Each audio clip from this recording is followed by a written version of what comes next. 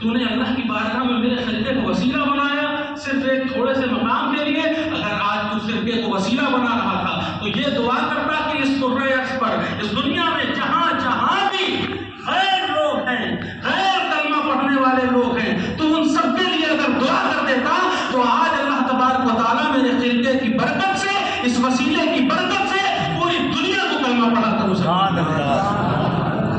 بات سمجھ گئے؟ یہ نسبت کا معاملہ ہوتا ہے. نسبت سے شے ممتاز ہوا کرتی ہے. تو اپنی نسبتوں کو قوی کریں، اہل اللہ سے سچی محبت کریں، اور سچی محبت صرف زبانی اور جلسوں اور جلوس تک نہیں. برادران محترم، اپنی زندگی میں ان کے نقش قدم پر چلنے کی کوشش کریں، ان کے کردار کو آپ اختیار کریں. سمجھ گئے؟ ان کے کیریکٹر کو دیکھیں، آپ ان کی زندگی کو دیکھیں، مخلوق پر کس طرح سے رحم کرتے تھے.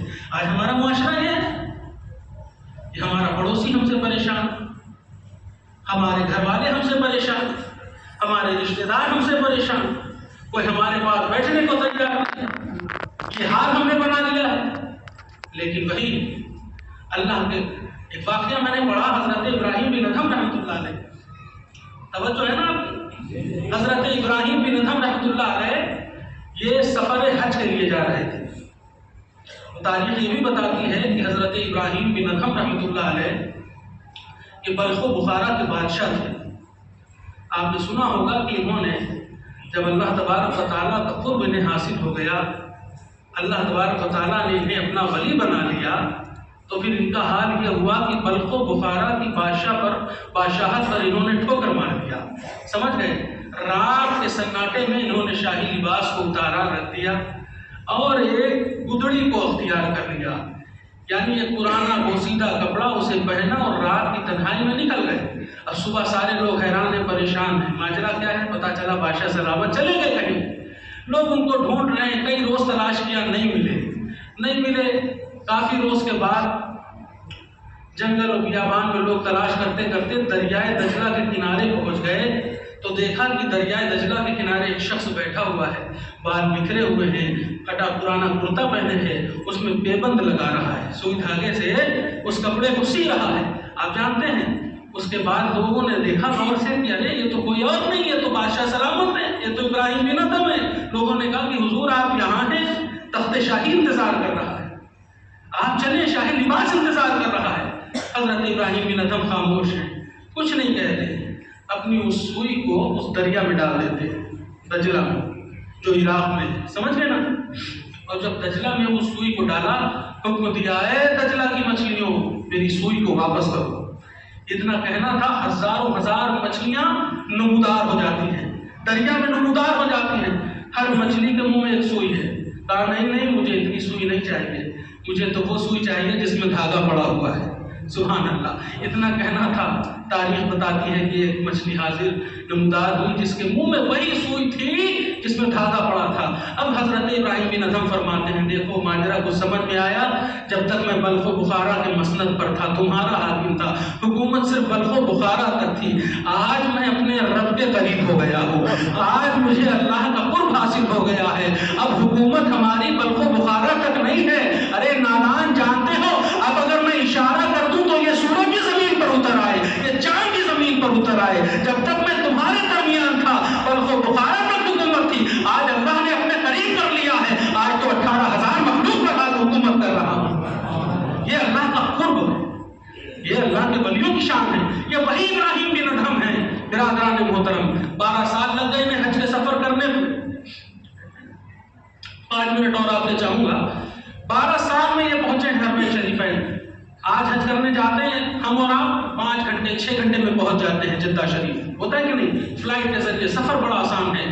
لیکن یہ جب حضرت ابراہیم بن ادھم اپنے گھر سے نکلے ہیں، ہر قدم پر دوگانا شکرانہ ادا کرتے ہیں. ایک قدم بڑھاتے ہیں، دوگانا شکرانہ ادا کرتے ہیں. اتنی بڑی نعمت ملنے والی ہے. اللہ کے گھر کا دیدار ہوگا، اللہ کے گھر کا طواف کروں گا. اللہ اکبر. یہ ذوق، یہ شوق، یہ جستجو برادران محترم ہر قدم پر شکر ادا کرتے جا رہے ہیں۔ اس طرح سے جانے میں انہیں 12 سال لگ گئے۔ 12 سال میں حرمین شریفین پہنچتے ہیں۔ اس کے بعد حرمین شریفین پہنچنے کے بعد جب یہ مطاف میں جاتے ہیں، خانہ کعبہ کا دیدار کرتے ہیں، پہلی نظر جب خانہ کعبہ پر پڑتی ہے انسان کی تو ایک کیفیت الگ ہوتی ہے۔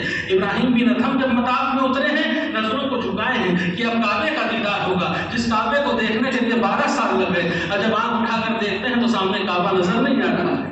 اللہ اکبر، حیران ہو گئے، پریشان ہو گئے، کعبہ دکھائی نہیں دے رہا ہے، رونے لگے، تڑپنے لگے، مولا کون سی خطا ہو گئی؟ دھیرے سے کہیں سے آواز آئی، ابراہیم بن ادھم پریشان نہ ہو، کعبہ نظر آئے گا، لیکن ابھی میری ایک ولیہ جس کا نام حضرت رابعہ بصریہ ہے، نام سنا ہے کسی؟ آواز آتی ہے ہاتف غیب سے، اے ابراہیم بن ادھم پریشان نہ ہو، ابھی رابعہ بصری بھی آنے والی ہے، کعبہ تو رابعہ کے دیدار کے لیے گیا ہے، استقبال کے لیے گیا ہے۔ سبحان اللہ اکبر۔ ابراہیم بن ادھم حیران ہو گئے۔ پھر حضرت رابعہ بصری آئی، ایک ملاقات ہوئی، تاریخ بتاتی ہے جب ان دونوں حضرات کی ملاقات ہوئی، حضرت ابراہیم بن ادھم فرماتے ہیں، رابعہ تمہارا کون سا عمل ہے جس کعبے کو دیکھنے کے لیے میں پریشان تھا، 12 سال میں یہاں تک آیا، میری محبت میں میرے عمل میں کوئی کمی نہیں تھی، لیکن وہی کعبہ تمہارے استقبال کے لیے جا رہا ہے، جبکہ میں نے یاد الہی میں اپنا حال یہ کر لیا ہے ذکر الہی میں کہ میرا معاملہ تو یہ ہے، تاریخ میں آتا ہے کہ اب ایک چھری لیتے ہیں اپنے ہاتھ پر چلاتے ہیں، کہتے ہیں دیکھو رابعہ کیا حال ہے، ساری دنیا والوں کا خون سرخ ہوتا ہے، لال ہوتا ہے، لیکن ابراہیم بن ادھم نے اللہ کی یاد میں اپنے خون کو جلا کر سیاہ کر لیا ہے، سیاہ کر لیا ہے۔ جانتے ہیں جب ہاتھ پر چھری چلاتے ہیں تو حضرت ابراہیم بن ادھم کے ہاتھ سے لال رنگ کا خون نہیں بلکہ سیاہ تارکول کی طرح خون گر رہا تھا، کالا کالا خون گر رہا تھا۔ اللہ اکبر۔ رابعہ بصری دیکھتی ہیں، مسکراتی ہیں، کہتی ہیں کہ اے ابراہیم بن ادھم ابھی تمہارا عشق ادھورا ہے، ذرا یہ چھری مجھے بھی دو، مجھے بھی دو یہ چھری۔ اب وہ چھری لیتی ہیں، اپنے ہاتھ پر جب چلاتی کہتے ہیں دیکھو کیا دکھ رہا ہے۔ ابراہیم بن ادھم دیکھتے ہیں نہ لال خون گر رہا تھا نہ کالا خون گر رہا تھا۔ جب رابعہ نے چھری چلائی تو صرف خاک گر رہی تھی، راکھ گر رہی تھی۔ حضرت رابعہ بصری فرماتے ہیں کہ تم نے ابھی عشق الہی میں اپنے خون کو جلا کر سیاہ کیا ہے، رابعہ تو اپنے خون کو جلا کر خاک کر چکی ہے۔ یہ حضرت رابعہ بصریہ ہیں، اللہ اکبر، جن کا مقام اتنا اعلیٰ ہے۔ برادران محترم، تو عرض یہ کر رہا تھا یہ اہل اللہ ہیں، انہوں نے اپنی زندگی اللہ کے ذکر کے ساتھ گزاری ہے، ان کا کوئی